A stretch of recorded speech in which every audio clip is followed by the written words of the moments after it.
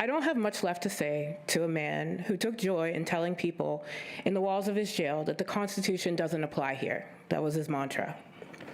Warden Harper will retire with a pension that's far too generous from a tenure that was unjustifiably long. Instead, I will make my comment a call to action for the Jail Oversight Board. Upend the policies in place that the warden has built his legacy on. I ask the Jail Oversight Board to do the work to abolish harmful practices and policies that exist and that were put in place during his tenure.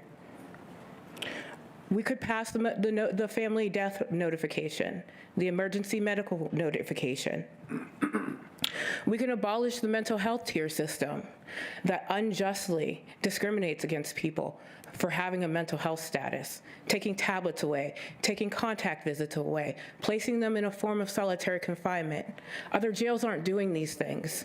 They don't give people mental health tiers. You could change that as a board.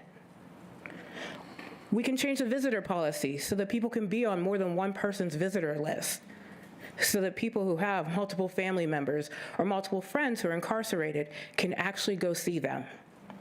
So you could put commissary money on more than one person's book and make it so that all people can benefit from mutual aid. We can stop strip searching children. It's not hard, especially in a jail with a full body scanner. Why would we even want to strip search a child? The book bans. We can make it so that people can get books from other vendors and other sellers that are not limited to Christian books and Barnes and Nobles. We can actually end solitary confinement in the Allegheny County Jail and stop ignoring the loopholes that the warden has illegally carved out for himself that he uses to justify his use of solitary confinement.